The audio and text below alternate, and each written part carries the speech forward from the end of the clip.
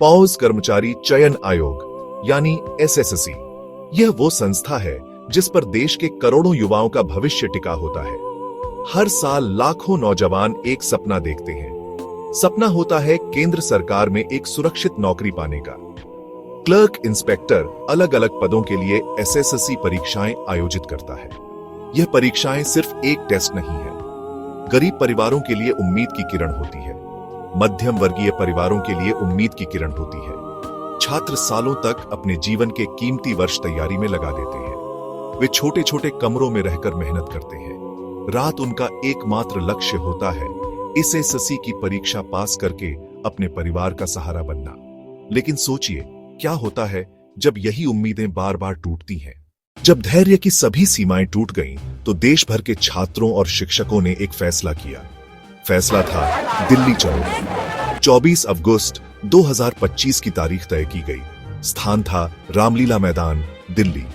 यह वही मैदान है जो बड़े बड़े राजनीतिक आंदोलनों का गवाह रहा है।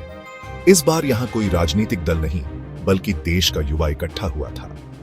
बिहार, उत्तर प्रदेश, राजस्थान, हरियाणा, मध्य प्रदेश, उनके साथ आए उनके शिक्षक, जो सिर्फ किताबी ज्ञान नहीं देते, बल्कि उनके हक की लड़ाई में भी उनके साथ खड़े थे।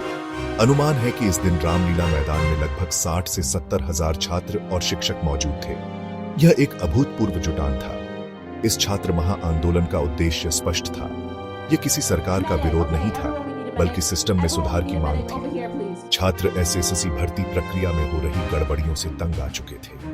उनकी मांग थी कि परीक्षाओं में पारदर्शिता लाई जाए। पॉज अब सवाल यह उठता है कि आखिर वो कौन सी मांगे थीं जिनके लिए हजारों छात्र दिल्ली की सड़कों पर उतरने को मजबूर हुए?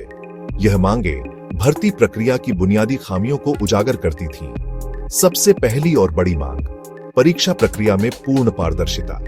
छात्रों का कहना, उन्हें पता होना चाहिए कि परीक्षा कैसे आयोजित होती है।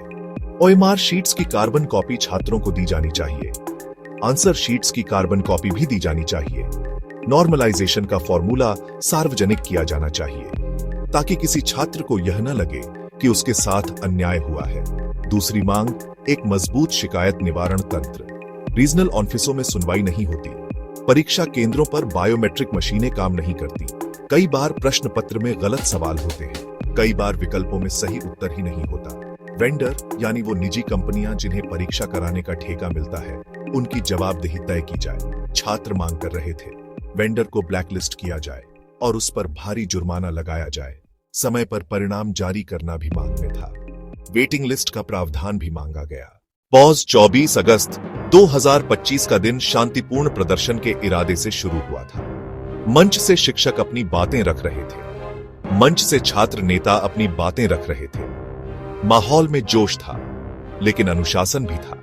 प्रदर्शनकारी बार बार यह घोषणा कर रहे थे कि हमें शांति बनाए रखनी है। हमारा उद्देश्य अपनी मांगों को सरकार तक पहुंचाना है। लेकिन जैसे जैसे दिन ढलता गया, छात्रों का धैर्य जवाब देने लगा। छात्रों के एक समूह ने संसद भवन की ओर मार्च करने का प्रयास किया। पुलिस ने पहले से ही भारी बैरिकेडिंग कर रखी थी।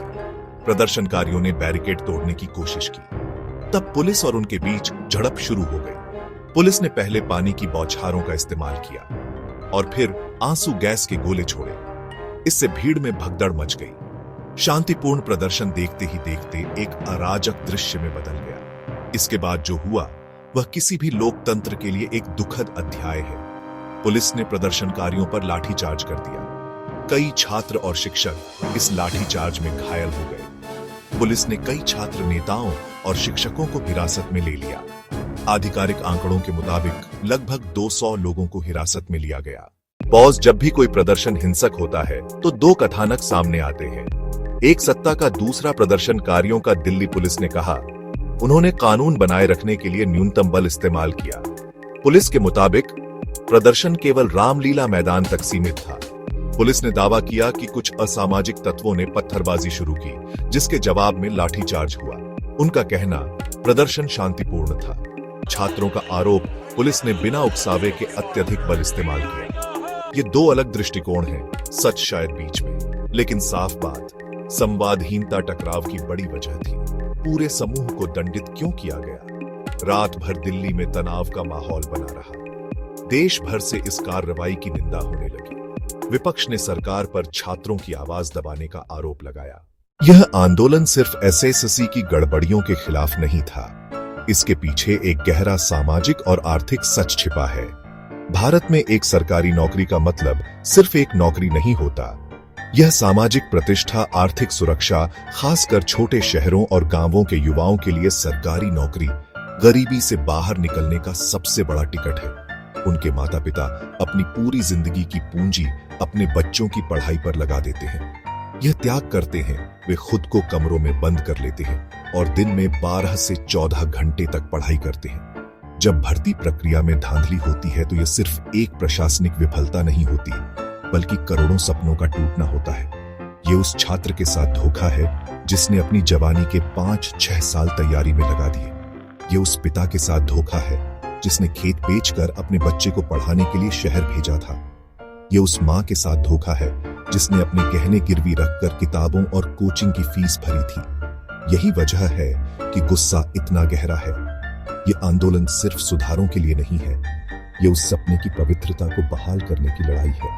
ये सुनिश्चित करने की लड़ाई है कि योग्यता का सम्मान हो और मेहनत का फल मिले। सरकार को यह समझना होगा कि युवाओं का यह गुस्सा असली है। दिल्ली में हुआ छात्र महाआंदोलन कई मायनों में ऐतिहासिक है। यह साबित कर दिया है कि जब युवा एकजुट होता है तो वह सत्ता को अपनी आवाज सुनने पर मजबूर कर सकता है।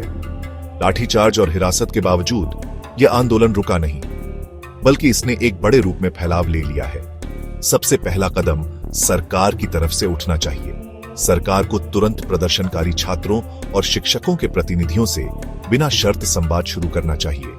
एक उच्च स्तरीय समिति का गठन होना चाहिए। समिति में छात्र प्रतिनिधि भी शामिल हों।